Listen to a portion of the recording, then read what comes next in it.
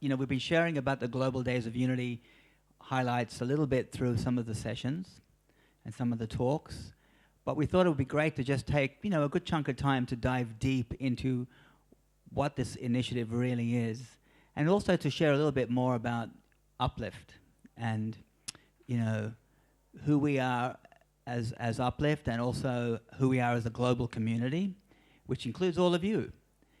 So this is, a great moment for us. We're actually officially launching, if you like, the Global Days of Unity, this new initiative, which is a culmination of many, many years of work for all of our personal lives as well, that we've, all these great streams and rivers are flowing now into one big ocean, which is really exciting after spending decades individually and together to really try and create a moment of global coherence and global unity where organizations, individuals, doesn't matter what you are, who you are, what your joyful expression is, we can all literally come together and celebrate a unique divine spark that can come together as one humanity and uplift the planet.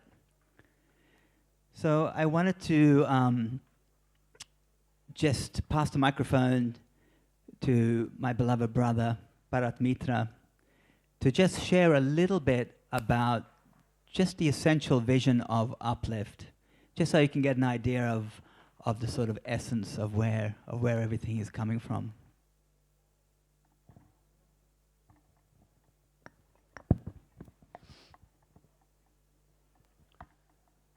Uplift, unity, peace, love in a field of transcendence. Unity, peace, and love in a field of transcendence. The field of transcendence is where we are naked within ourselves as our true nature, willing to participate, to serve the unknowable, willing to serve an emergent of way of being that honors the truth of who we are. Not trying to fix reflections of confusion, not fighting against, but being for.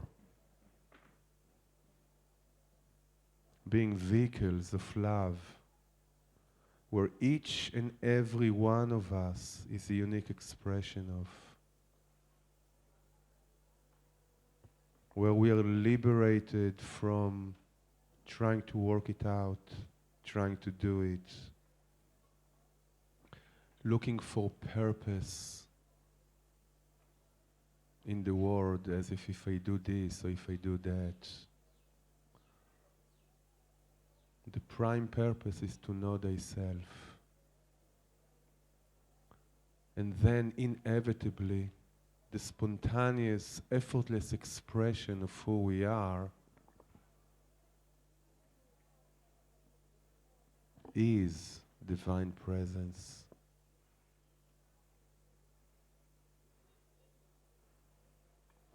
So the field of transcendence is a gathering place for all of us. We've been lucky enough to be touched by grace, by love, by light, by God, by consciousness, by awareness. All names pointing to that which is undefinable, beyond language.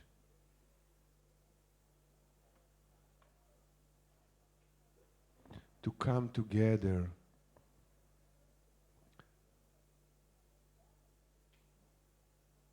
resonate the vibration, the frequency of who we are into the collective field, just like the 100 monkeys. And as we do, opening a living invitation for all those who are ready to wake up and to be embraced by love, light, truth, God, consciousness, awareness. This precious, precious, precious planet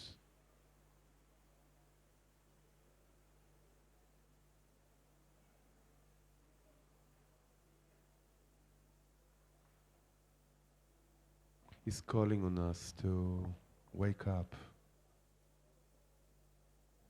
Not by changing what we do, but changing the focus from what we do, first and foremost, who we are.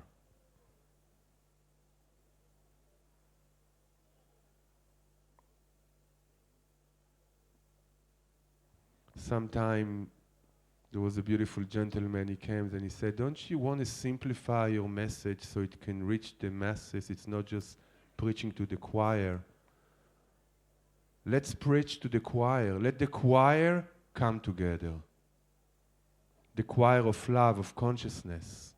Let us first, truly, deeply come together to align our energies and frequencies and vibration, to resonate collectively the grace, the glory of love. Because as we do, an emergent of the impossible to imagine is alive. This spiritual naivete, to be willing to participate in something just because the heart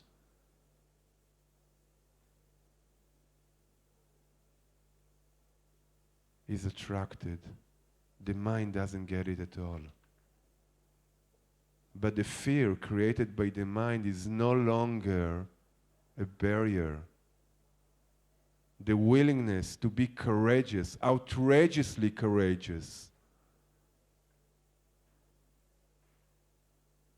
Because courage is not the absence of fear. Courage is in the light of fear, the willingness,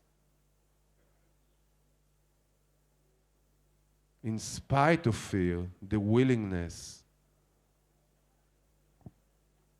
to be available for the intelligence of the heart, for the self-organizing intelligence of love to shine through.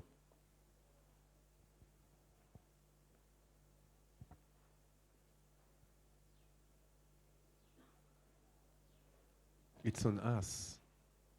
Before we change the world, let us change ourselves. Let's our own movement. Let's the family of love and consciousness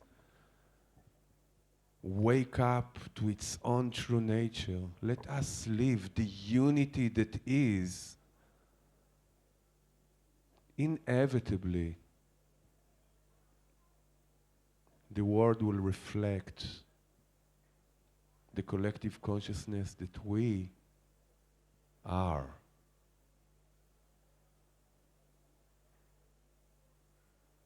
Unity, peace, and love in a field of transcendence. Each and every one of us, just as we are, is welcome to discover, to be shocked by the way that the field of transcendence will reveal its nature in you. As Michael so profoundly expressed, not just eloquently, but the presence of being from which it's have been shared with us, that each and every one is a unique once in eternity expression of the infinite. And all of us together, this is a rare, unique expression of the infinite. Let's honor this rarest of opportunity to be in service of unity, peace, and love.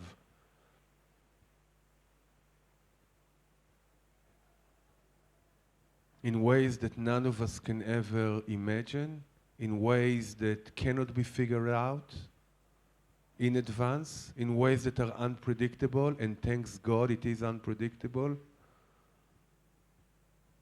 because it's time for an emergence of humanity aligned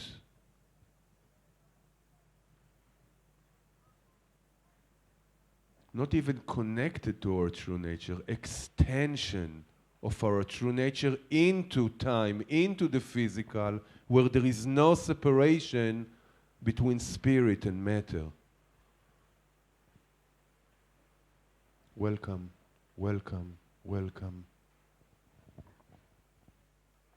Thank you. So, as you can see, we have a diverse group of people here, diverse family from so many different disciplines: poets, scientists, social entrepreneurs, spiritual leaders. So I wanted to this is a great moment for me as well, I wanted to just go around and ask each one of you just to share, just very briefly, why are you dedicating yourselves to Uplift at this point?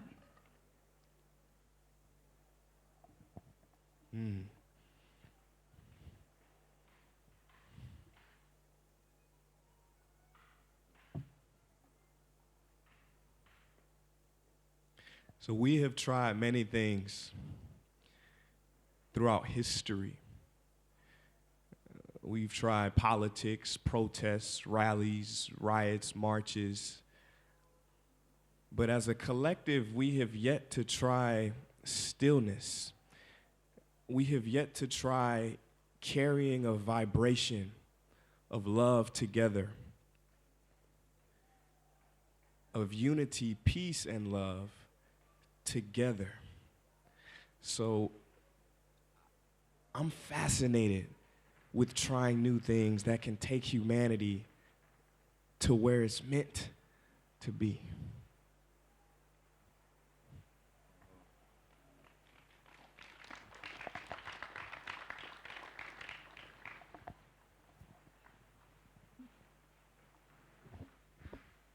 Just, if anybody have the impulse to clapping hands, by all means do. Otherwise, we really can just have some quietness and time to reflect and participate together. It's a weird setup, as if there is somebody on stage. If we can acknowledge that we're sitting in a circle as one family, inquiring collectively into the most authentic, truthful expression. Nobody here pretend to know anything. And so if anybody have the impulse to clap hand is great, otherwise, truly, no need at all.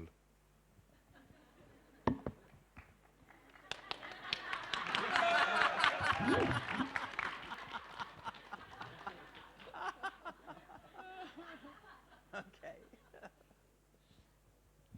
Shraddha is here. Oh my God. Shraddha Sharma showed up. I think, first of all, it's important to clarify in response to Chris's question that it's not about an organization. It's not about any of us dedicating our lives to an organization.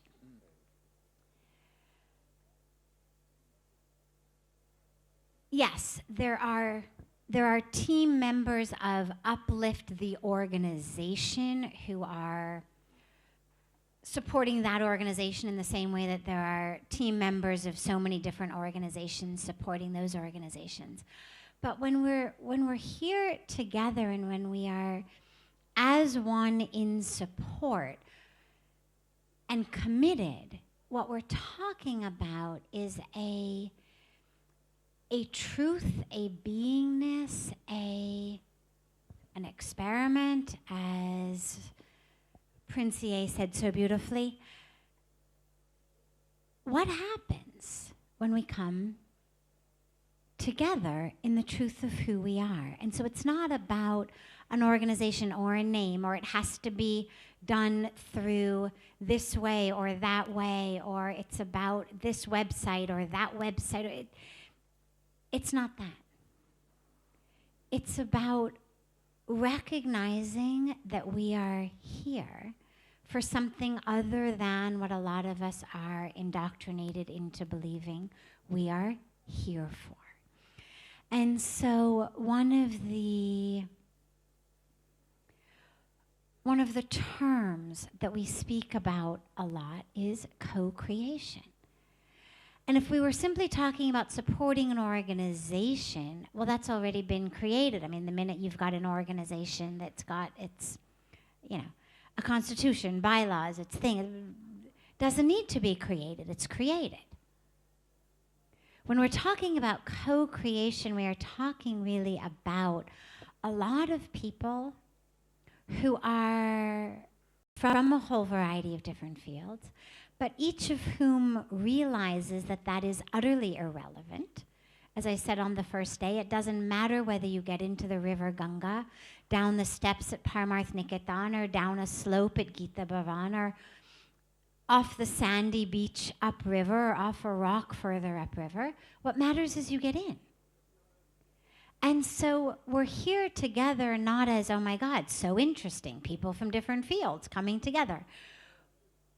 We're here as people who have consciously chosen to walk into a river of love and truth and oneness,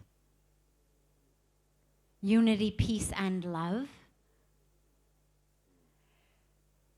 We've just chosen to get in different ways, or we have opened our eyes one day of our life and found ourselves on these steps or that ramp or that beach or this rock and realized, oh, I can get in from here as well. I don't have to get off my rock of a scientist or off the beach of an entrepreneur or off the steps of a spiritual leader. It's irrelevant. Wherever we all are, we can get in.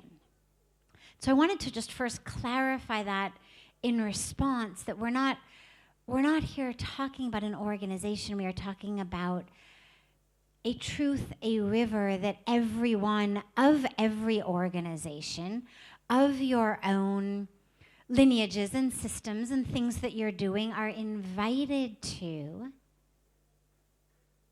step into. And for me, what is so beautiful about coming together is there's a lot of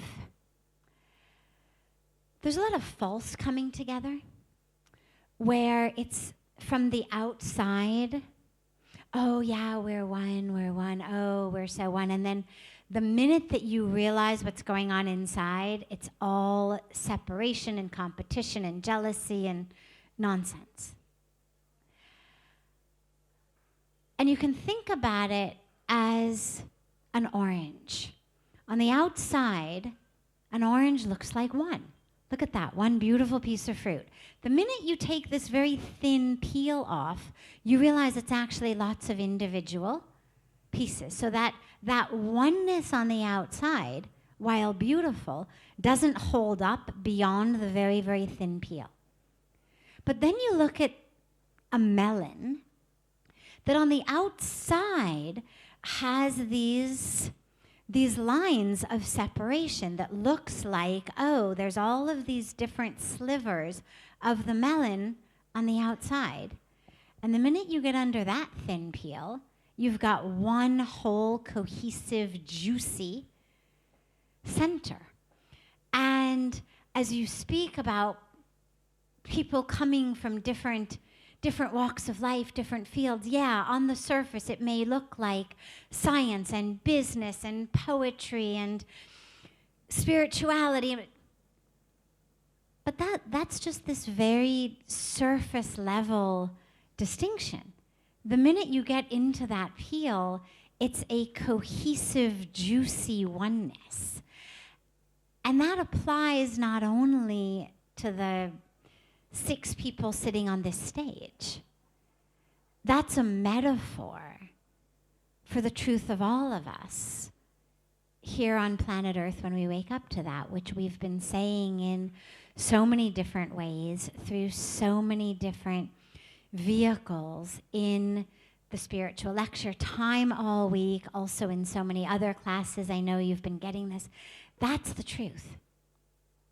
And how can each of us, in whatever sliver of that melon you may have found yourself, how can you actually realize that on a slightly deeper level, you're actually part of one cohesive, juicy, extraordinarily beautiful and sweet reality? And when we realize that, then we transcend that illusion of separation on the peel. And when we speak about uniting in a field of transcendence, that's the field that we are transcending, is this field of the ignorance of separation into the field of truth.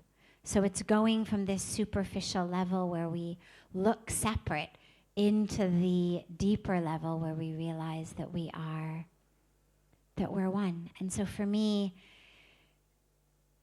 this coming together is very, very exciting, very beautiful, very juicy, very sweet, and I love being part of it.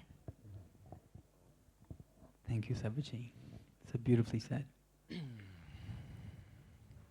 So why have I chosen to give myself to this great experiment known as Uplift?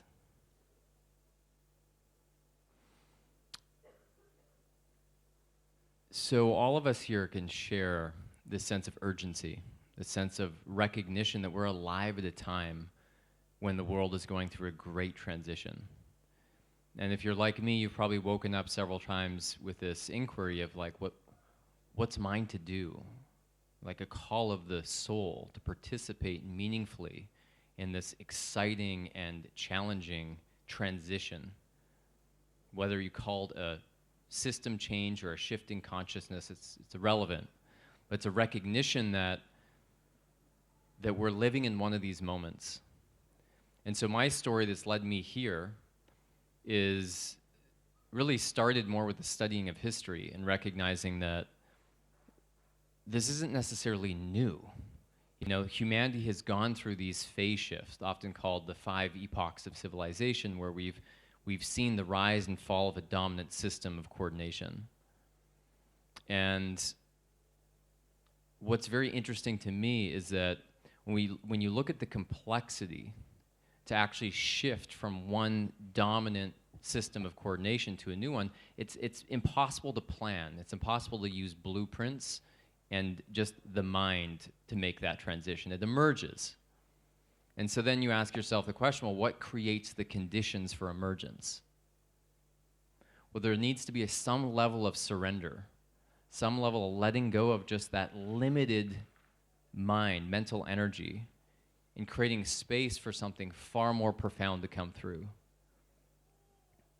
And emergence is accelerated when you bring together people in that field, because we're all unique. We all have different talents and abilities. So when you create a field of transcendence, you create the possibilities for emergence. You create the possibilities to navigate complexity in a way that's so superior to what we're used to with our controlled blueprinting processes that we use in business and government and all these things.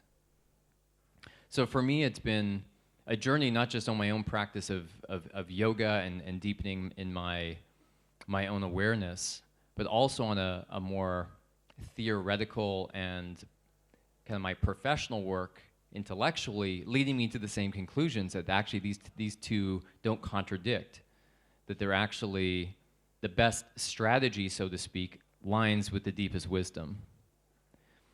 And if you look at America, America was once known as the next great experiment.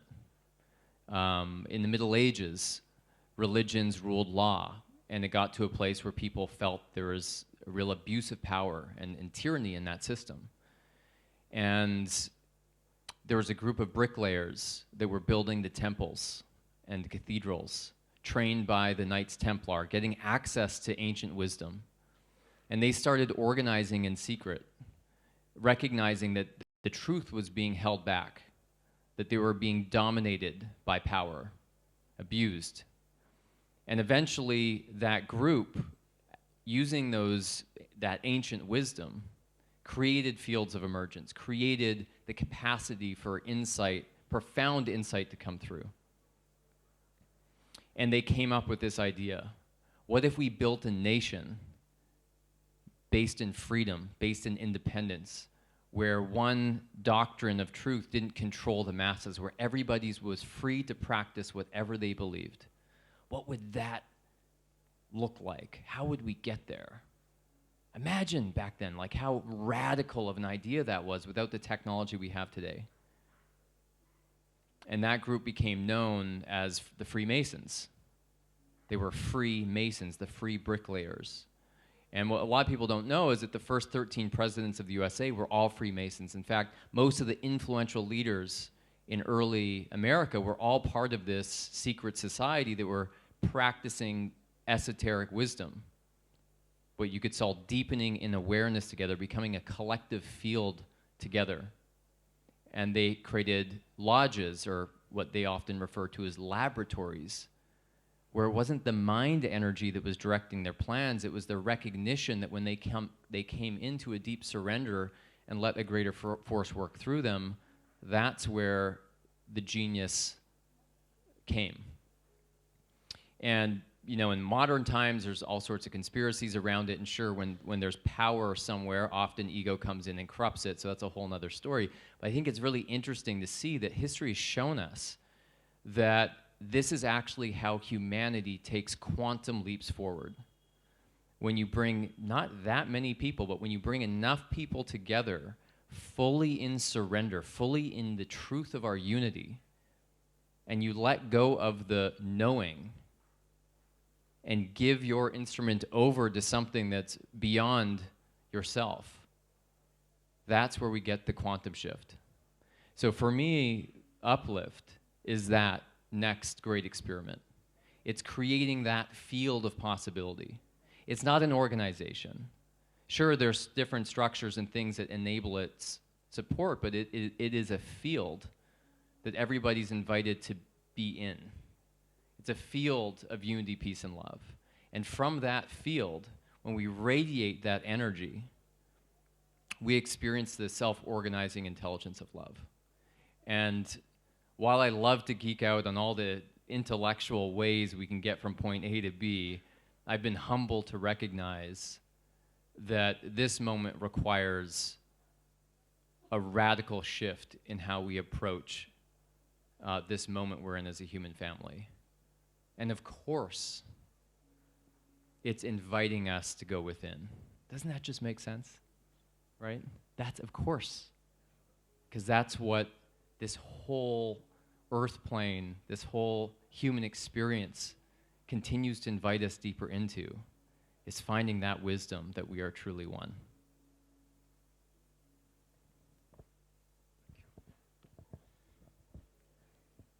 Hello. I want to answer the question in a slightly different way, on a more personal level for myself, of why I'm here with this wonderful group of people.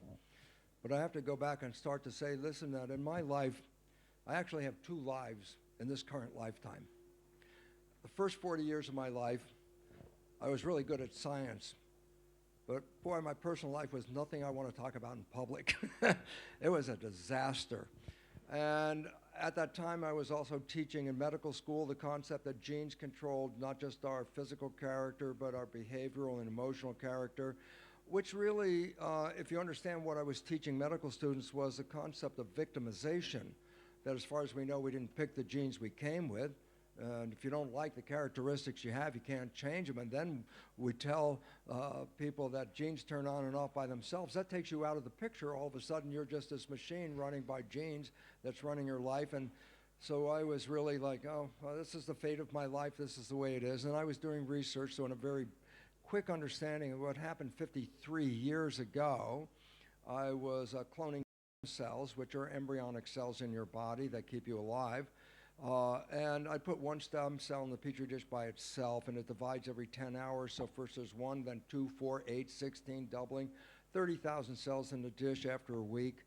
I split the genetically identical cells into 3 different petri dishes, and I feed them in a laboratory we call culture medium. And I say, well, what's culture medium? I say, well, that's a laboratory version of blood. But since I'm synthesizing it in my own lab, I can change some of the composition a little bit.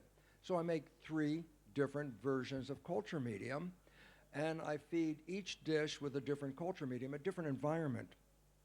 And in one dish, the cells form muscle with environment A, and second dish, the cells form bone, environment B. Third dish, the cells form fat cells, environment C. And this was a shock to me because after teaching medical students that genes control life, recognize this, all the cells are genetically identical. The fate of the cell wasn't determined by the genes, it was determined by the culture medium. And you go, so what does that mean? Well, what is culture medium? Laboratory version of blood. And then when I started to put this together, I said, oh my God, we are skin-covered petri dishes with 50 trillion cells inside, and we have the original culture medium, the original blood, and that the chemistry of this blood is determining the characteristics and fates of the cells.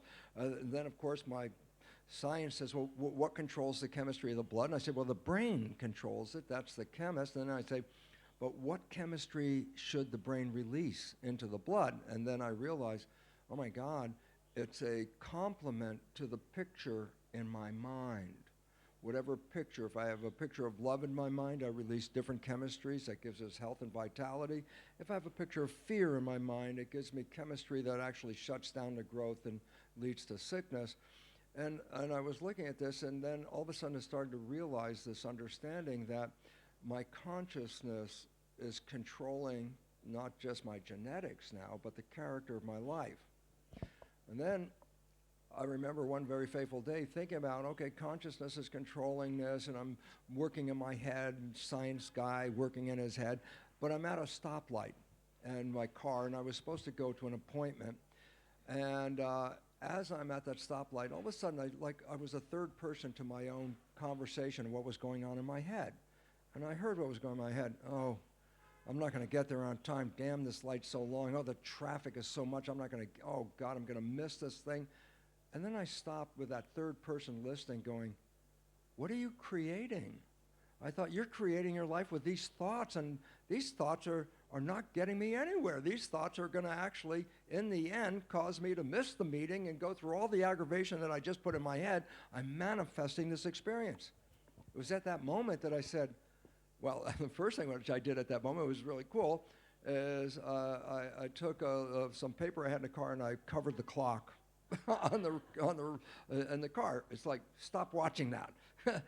But what led me to this was, well, my thoughts that I wasn't paying attention to were creating this life.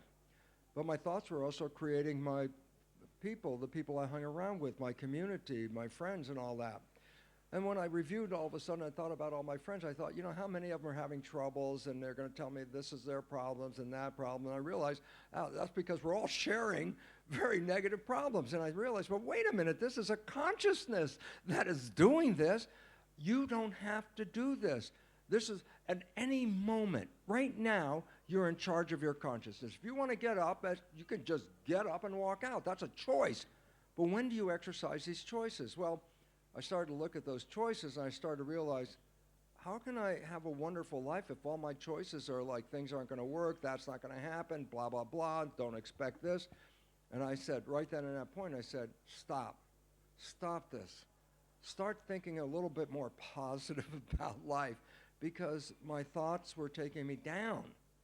And all of a sudden, actually almost instantaneously, when I started to say, negate that thought, give me this more positive thought. Give me a thought of of happiness. Give me a thought of joy. Give me a thought of...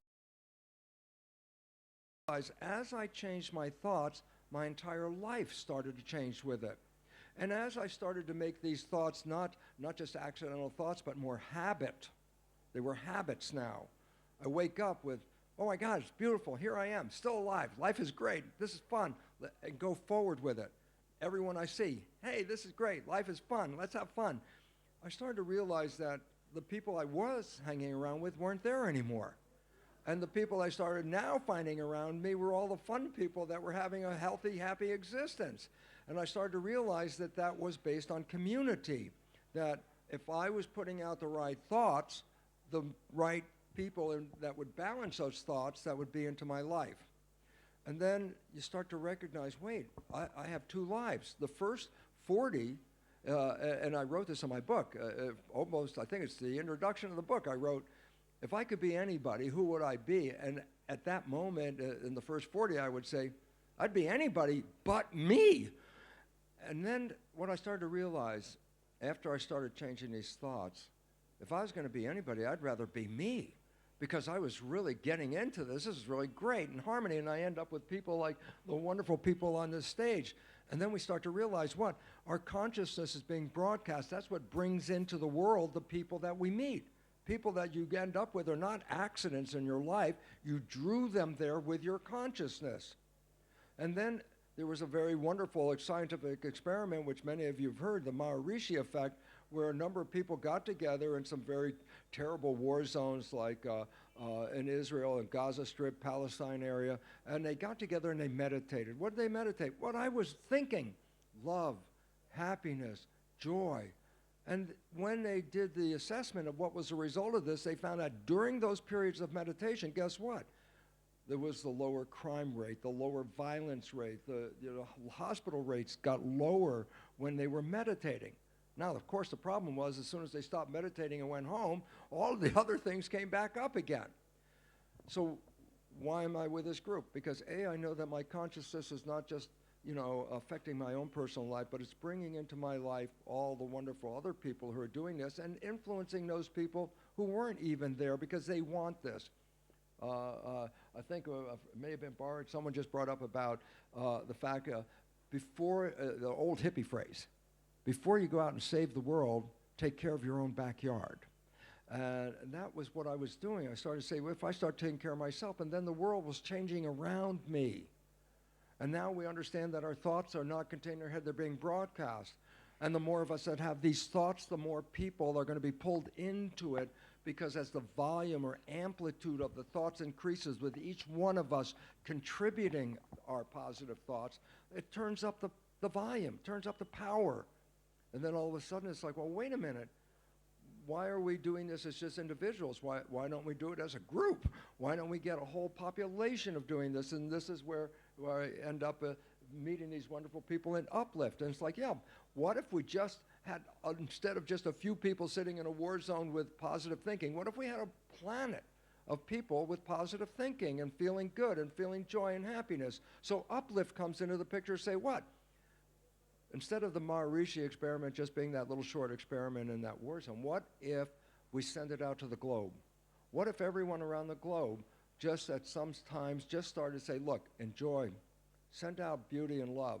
Uplift isn't to sit there and say, bring peace to the world. Uplift is just generating your peace, your love. Whatever it is doing, this is what's neat about Uplift. You don't have to go, do something against war. You could be doing something that just fulfills you, that brings you happiness. Because when you are happy, you are broadcasting a vibration of harmony, peace, and love. And the more of us that do this at the very same time, the more power it has over the rest of the world. So all of a sudden, the Uplift idea comes in and says, let's dedicate some time. Let's take some of our time and get a large number of people to do this all at the same time. And again, you didn't have to do anything like so special as to focus on some issue. It's basically do something that brings people together in harmony and happiness, and they're in joy, whether it's cooking meals or bringing people together to sing, whatever it is, a group of people sharing this awareness amplifies a field of love that is all around the world. And the more of us that do it, the more the world will manifest all of this. So why am I in Uplift is very simple, is because my first 40 years, I was one of the people that was farthest away from Uplift you could ever find and very lost out there. But then finding myself in this community and understanding how come I have so much joy in this community is because of the harmony of our consciousness, then says, well, then bring your consciousness in. Let's every one of us just bring our consciousness in at the same time. Of what? Harmony, peace, love. That's the unity that will bring this world together.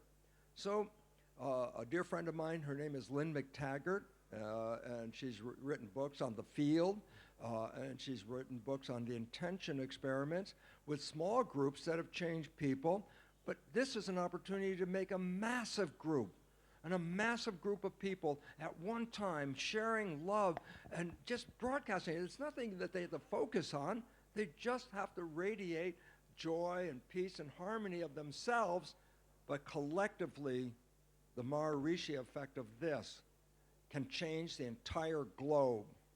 So Uplift isn't trying to tell you what to say, what to think, and what to do. It's just trying to say, share your love, share your joy and harmony, because if we all do this at the same moment, even people who are, deaf to this vibration, when the amplitude is so high, you can't help but be pulled into this field. So in our Uplift quest, which involves all of us, everyone in this room, is that we make a difference. You're not just an individual lost in a field here. We are collectively a unity field, a field of unity, peace, and love, and it will change the world. That is a scientific fact from the Maharishi effect. So let's magnify that effect, make it a global period, and the world will change as fast as we get together and say, share love. And that's why I'm so excited to be here, because since that time, if you ask me who I want to be, of course, I just want to be me, because this is the most exciting experience in the whole world, is to live heaven on earth with all of you. And we can take our heaven and help everyone else on the planet get it by doing nothing more than focusing at the same time peace, love, and harmony. Thank you. Thank you, Bruce. So, for me, this journey with Uplift has been the most incredible, transformational opening. And everybody has expressed pretty much what I feel. But there's two things, like when you can experience, that aha moment of like, oh my God, it's possible to have this level of love and change happen, not just for me, but globally. Wow. You just know. And that's the knowing. I have such a deep knowing in my heart and in my soul that it is possible by being in the field, by being in this co-creative field, and then watching that ripple go out and touch people across the world. And that's, for me, that's Uplift. And it is possible. And the more of us that join together and come together. And then another important piece, it's a lot of fun. We are having such a fun time, and I am so in love with this group of people, my family. And that love and that fun just gives you the energy. You can't stop. It's like being in love, as Sadhvi was saying the other day on the panel. When you're in love, you could stay up all night, every night, right? We all know that feeling. And that's the feeling, that when you really drop in and you allow yourself to just drop away the judgments and go, you know what, I'm just going to lean into this. And when it's fun, of course, you just jump in. So, we invite you all to please jump in with us. You're going to have a lot of fun for sure. But also, very important point, we're going to have the opportunity to uplift the world. And what more of an offering can you give just to uplift humanity, just to give it a go. Let's give it a go. It's really, really, for me, it's possible. And that belief is what changes the whole paradigm.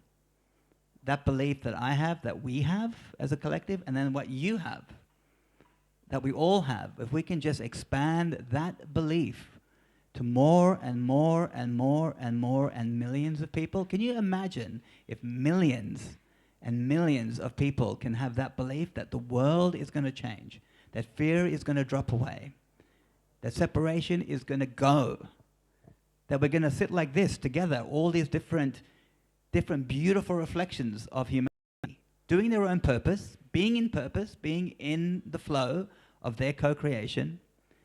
Imagine if that was possible for all of us and we all came together.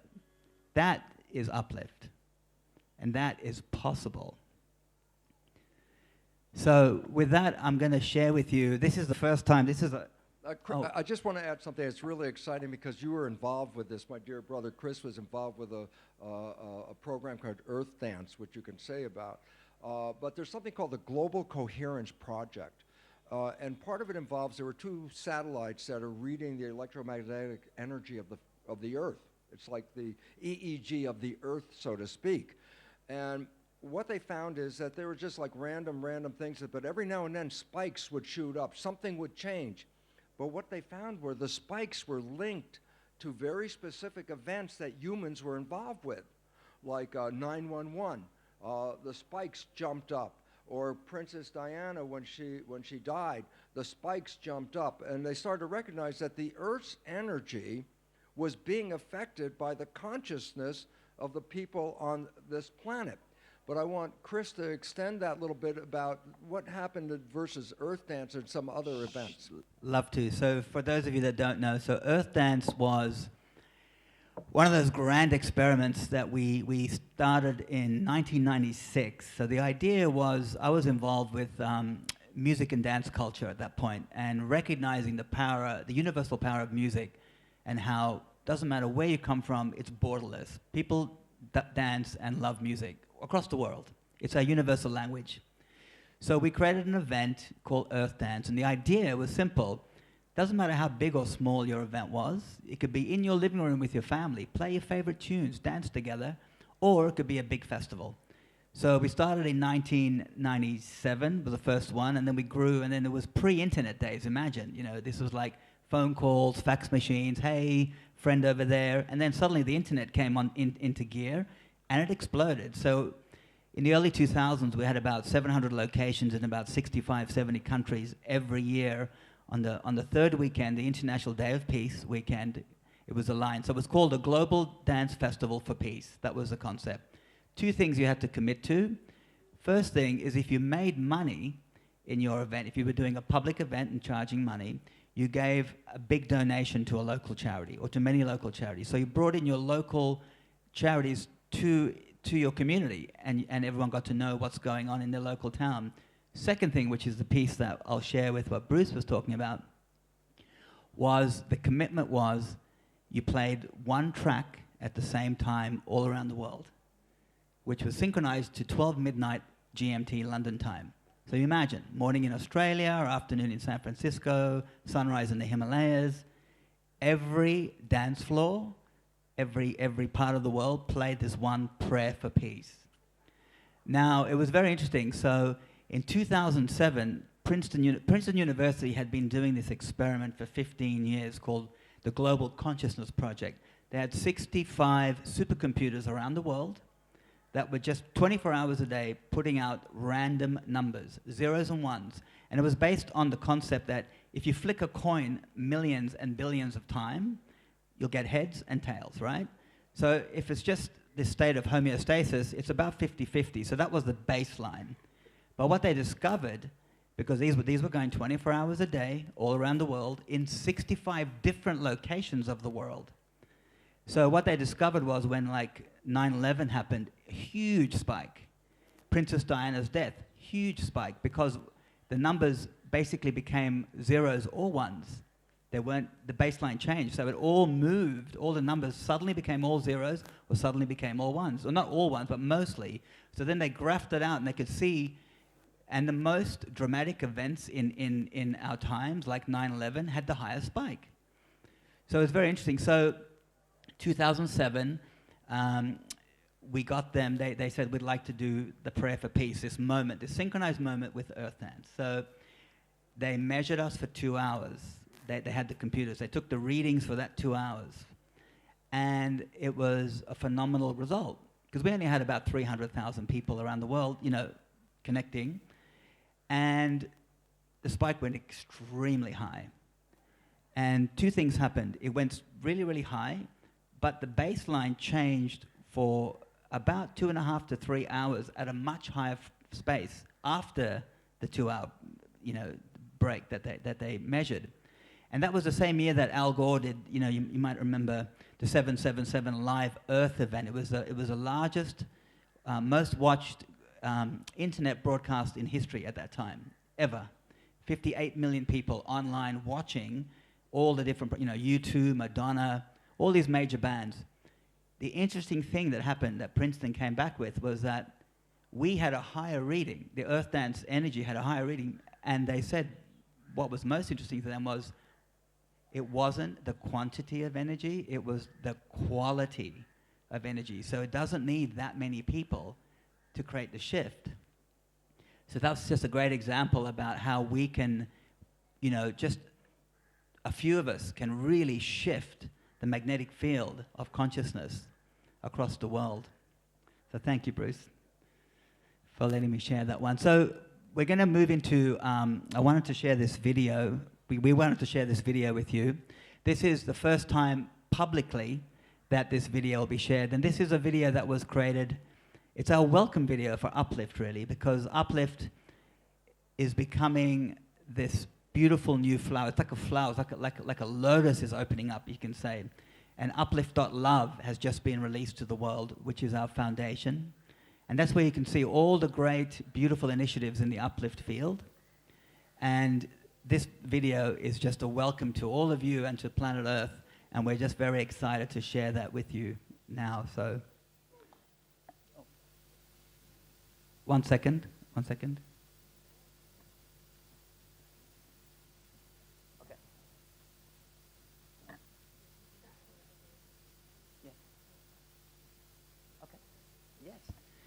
Sadhvi ji has to leave, so she wants to share something very briefly about the Global Days of Unity, which this video is then going to take us into anyway, so it's perfectly timed. Sadhvi ji, thank you. Well, I had a heads up knowing that that's what the video was going to go into, and because I actually do have to be somewhere at 4, I wanted to just quickly share this before the showing of the video, which is that 2 quick pieces. First of all, yesterday in the wellness panel, we heard about loneliness as really the single greatest psychosocial component these days of illness.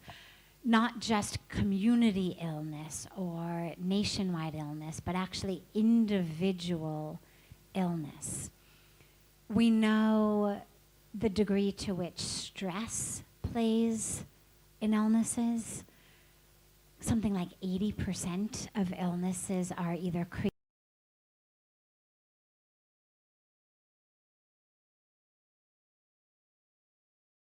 How many people would love to have the opportunity to be part of a sangha, of a community? One of the questions that comes up so frequently here at Parmarth is, it's been so amazing here. Oh my God. I feel, whether it's yoga festival time or any of the other 51 weeks a year, so beautiful. I feel so deeply connected. How do I hold this when I go back? And one of the pieces that we always share is the importance of sangha, the importance of an association, the importance of community. And yes, being physically with someone you love, nothing like it. Absolutely, there is no replacement for that. And the internet has also offered us another tool to be able to connect with a larger community, to find a community at times in which, for whatever reason, we don't find ourselves physically in hand's distance of people we love and connect with and are able to deep dive on a spiritual path with. And so, to me, one of the most exciting pieces of this Global Days of Unity initiative is I see it as the beginning of a global Sangha. It's going to begin, of course, online. As I'm sure the video will show, it's going to be people all over the world in your own places coming together. But then, inevitably, as that happens, two things happen. Number one, energetically we realize, oh, we are together. So even if I'm here in Rishikesh and Bruce is in Santa Cruz, nonetheless, we're connected. Nonetheless, we are the same Sangha. And as you connect online, because of the different ways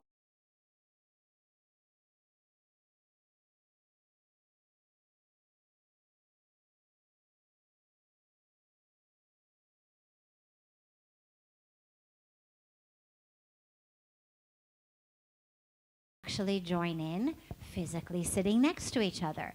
Maybe rather than just joining in as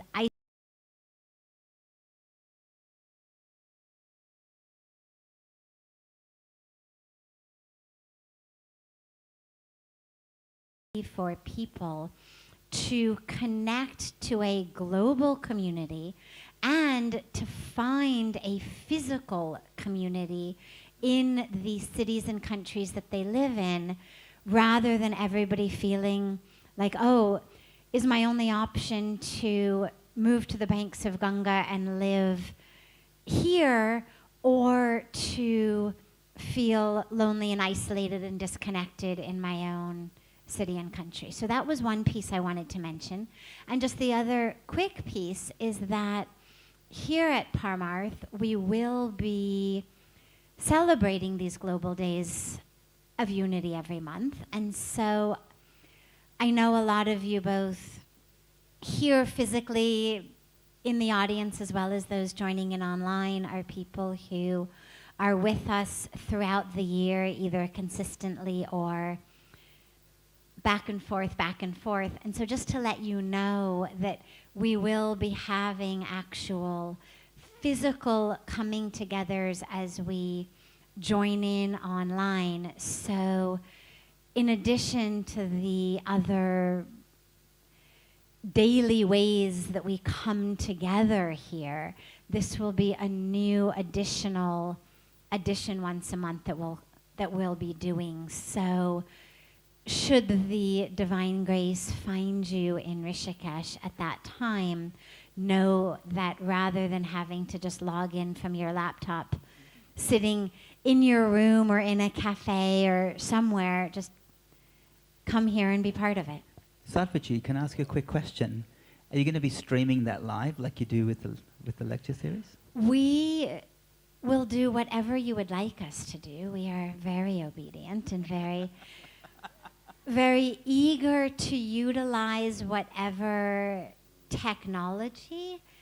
You know, it's funny actually that you mentioned that, because every evening our Ganga Aarti and the satsang immediately after the Aarti, the spiritual question and answer session with meditation is live, and people sometimes are like, God, you know, this technology, but you're spiritual people and we're meditating, but it's online. It's just a tool. It's a tool, it's a technology, it's like fire. It can either cook your food or burn down your house. It's entirely up to how we use it.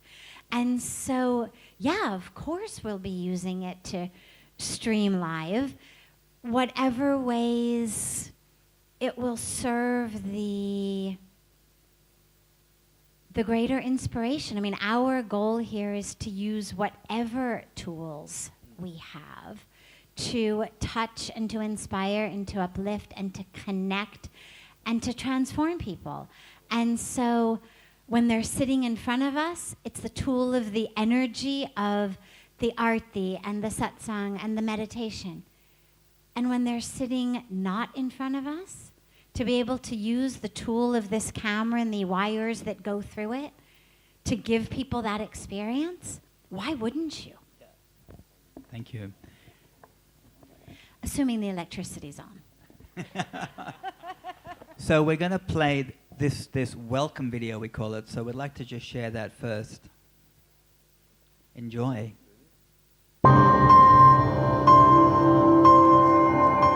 Unity means togetherness. Ironically, there is no need to come together because we are already one. See, when you take away every label that society has forced upon us, every division, every disconnection, every border drawn in an artificial map, the result is unity.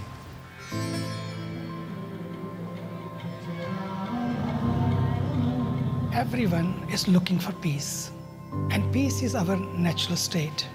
When you are in peace, you manifest peace, you share peace, you spread peace. The most powerful force on the planet. Love. It's not what we do. Love is who we are.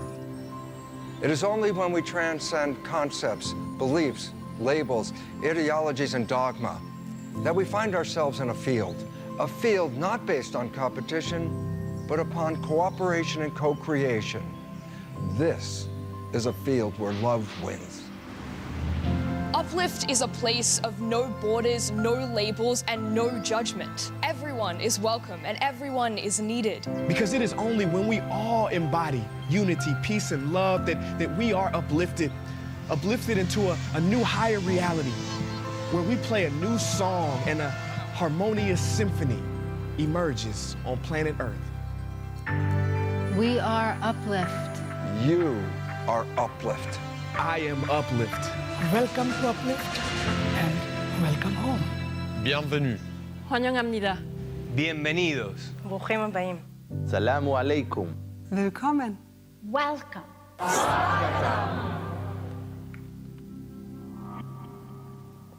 What do you think of that?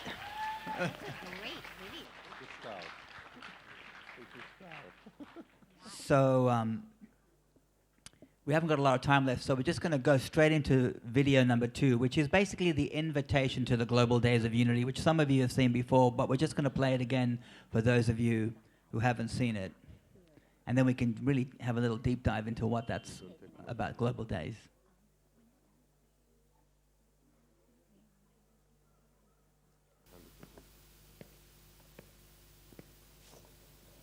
There is a power, an energy. This energy is not well known, but it exists within you. It exists within all of us. And when this energy is aligned by enough people, by itself, it can alter the state of the world. For example, 40 years ago, a group of rebellious men and women did something that had never been done before on planet Earth. They wondered if by simply meditating, could they lower the crime level? They sent groups of meditators to troubled cities all around the world, and the results were shocking. After a few days of meditation, every city they went to, crime lowered by 20%. Dozens of peer-reviewed studies have documented, replicated, and confirmed this phenomenon. See, we have been told that all change happens through politics, and therefore many of us feel powerless. But what if the power was in our hands all along? It was Gandhi who said, "Be the change you want to see in the world." Tesla said, if you want to find the secrets of the universe, think in terms of energy and vibration. What if, like those rebels in the 1970s, we changed our energy and vibration, not just in a few cities, but on a global scale, with the intention to vibrate unity, peace, and love, and send those ripples throughout the world? Welcome to the greatest experiment ever. On the third weekend of every month, we will come together to vibrate unity, peace, and love. Who knows what will happen? But let us come together as we have never come together before, as one human family. No longer operating under the illusions of separation of race, religion, or culture. We are all welcome and needed just as we are. The time is now. Not marching, not fighting, and not legislating, but co-creating an intentional, energetic impact to infuse our collective field of consciousness with unity, peace, and love. However you choose to express yourself, we are all invited to be fearless in the recognition that we are the ones we have been waiting for, and to come with our full hearts to ascend to a new paradigm. See, when one person ignites the love inside of them, the amount of love in the world increases. Just as a single stone tossed in a lake causes the water level all around to raise ever so slightly, thousands of stones can cause that lake to overflow. So like those stones, may we come together in the thousands, millions, billions, and change the vibration of the world to overflow with love. Let's take part in this radical experiment together. Because more important than fixing the dream is waking up.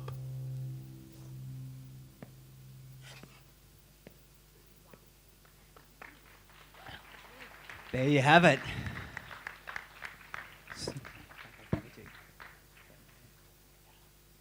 So just to share how radical and fun this experiment is. So you saw a couple of different, animations. There's a surfer, there's someone climbing a mountain. So the great thing is it's open to whatever your joyful, authentic expression is. Some people like surfing, some people like cooking, some people like just sitting under a tree. So you basically register. There's a global map on our website, theglobaldaysofunity.com. So it's effortless, really, because everyone loves doing something. You don't have to join anything. You register your act, whatever your activation is, your offering is, and then it basically shows up as a little light in the map. And it can be just you by yourself or your family or your whole community or large events. That's how beautiful it is. I shared the little story of Earth Dance before, but this is really like the 2.0 version of like a global activation of unprecedented level. I mean, it's amazing. And just to give you an idea, so for example, there's a chef in San Francisco who's created the Table of Unity. So he's dedicating a whole table for about 16 people in his restaurant to underprivileged people in the community who are getting pushed out by the high-tech boom in San Francisco.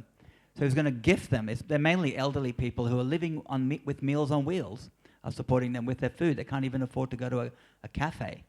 So he's hosting them. Meals on Wheels and his restaurant have joined forces. So he's gifting that to his community.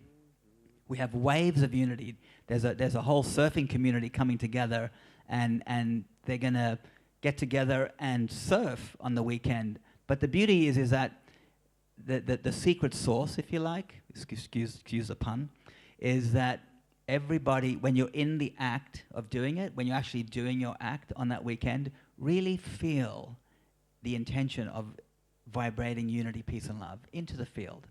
So we're just basically infusing the field. It's very simple.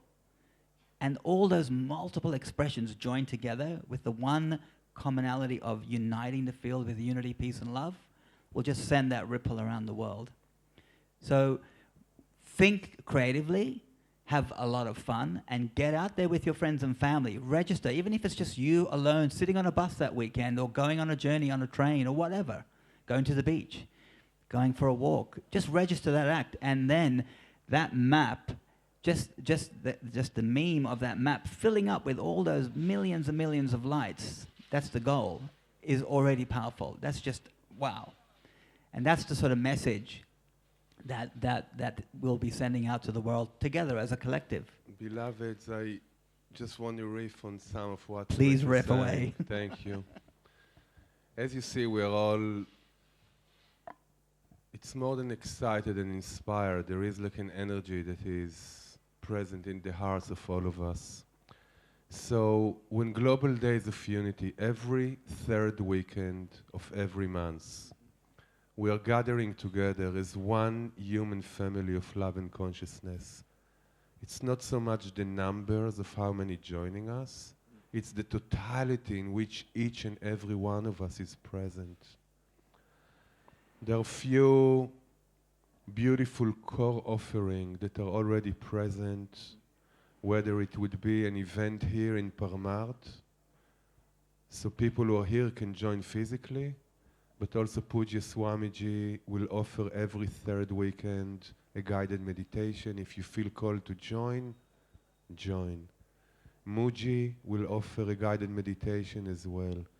Deva and Miten every third weekend will offer Gayatri mantra chanting. So wherever you are, either join through the computer or don't worry about the computer. Gather with your community, with your family, on your own, if that's what calls your heart. If you just want to walk in nature, walk in nature. If there will be choirs in many, many different cities in the world, calling on communities to come together just to sing together. So there will be few core offerings that you can discover and you can join. You can initiate your own event as your heart reveal what is the most authentic way for you this weekend to join in. You can just sit quiet, don't worry about anything. But as we are all energetically aligned, present, with contributing to the collective field, let's see what happens.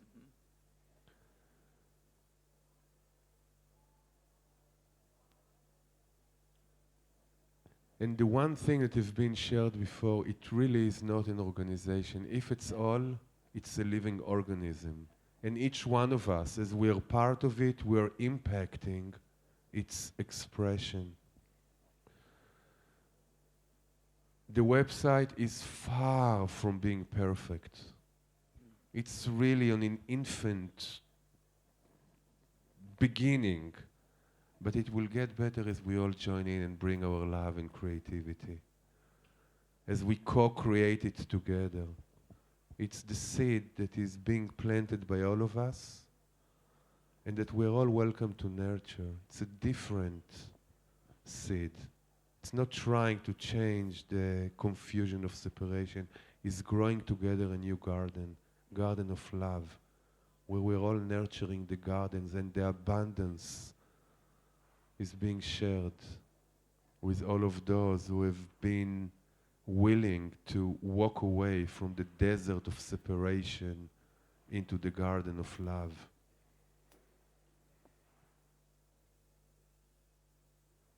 And we're all going to discover together what, like Deva and Miten and Muji and Swamiji and Jen and Ifat and all those incredible, the TM movement will offer meditation. There are so many that recognize, and what is really common to all of us is the recognition that it doesn't matter how successful one might appear in earthly, worldly, conventional measurement. It doesn't matter how many tens of millions followers you might have on YouTube or Facebook, how many money you have in your bank account, or how much of your books are selling. There is a moment that unless we gather as an orchestra of love, of consciousness, the new symphony of love, of unity, of peace that we're longing to be part of, the symphony that can truly uplift and transcend confusion into consciousness. No one on his own, no matter who you are, is capable. So what is common to all of us is the love affair with this calling to inquire together, to be present to discover together that which none of us can predict or even imagine. Check it out. It's far from being perfect, but we just say, let it be just good enough, and we'll put it out and see what happens. And it's not by accident that you're here, each and every one of us. There are no mistakes. It's the unifying field for all the forces and voices of love to come together and co-create a new orchestra that can play a new symphony.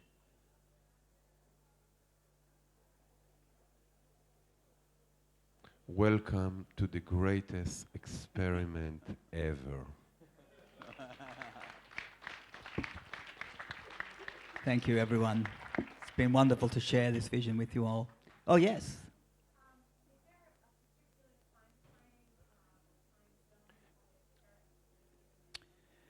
Good question. We started, just to give you a little part of the story, we thought, shall we just make it Saturday or Sunday? And then we thought, look, let's just make it the whole weekend. So it's the third weekend. You know, it can be from Friday night all the way till Sunday.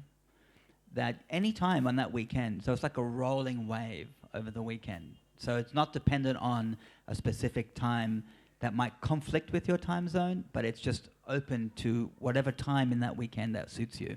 So for example, if Deva and Miten are doing a Gayatri mantra chanting and you feel called to participate in this, because there might be so many from different places and you feel called to be in the moment when it's happened, it might be available, you might be in the time zone, but it will live the whole weekend on the site, globaldaysofunity.com. Jenny Rose is standing there. There are two websites.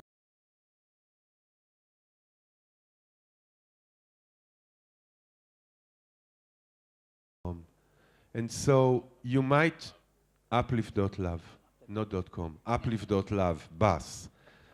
And so you might join there will be synchronized global moment during the weekend around guided meditation, around chanting, around singing, but also the true reality of our heart that it's timeless. So if the singing happened when you happen to be at 3 o'clock in Australia and wherever you are, you join a few hours later, the energy throughout the whole weekend allow us to participate in many, many different ways, and sometimes join in the real time and sometimes just whenever is your flow.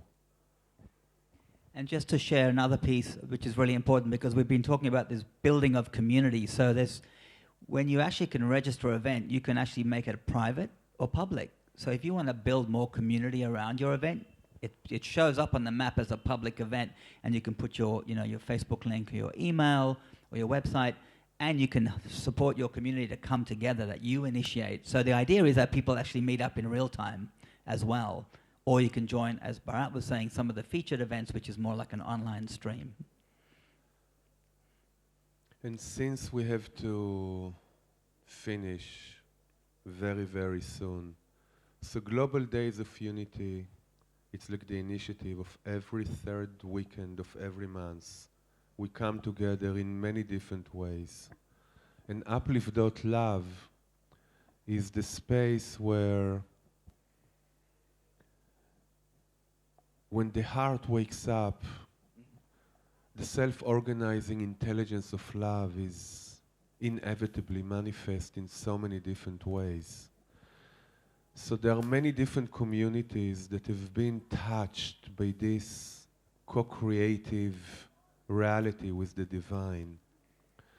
So once a month we come together, but Uplift.love is a place where we are aware of communities and initiatives and innovations outside the third weekends of every month, but all the different projects and initiatives that are embodiment, love in action. So we can allow a unifying field for a global Sangha to be aware of all the different exciting news from the field and be able to participate and support each other and discover ways that together the field of endless possibilities can reveal things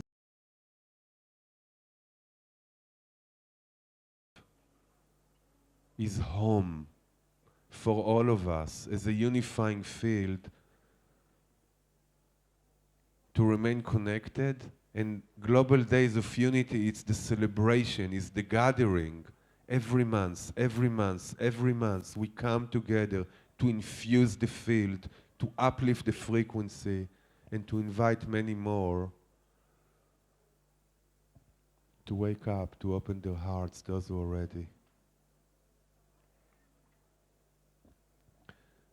We all gather in 5 o'clock. There is the closing ceremony of the International Yoga Festival. Let us all get together and infuse the field from here, from Rishikesh, with a huge wave of light and love. And may we all remain connected in the truth of who we are, in the eternal now, regardless of time and space.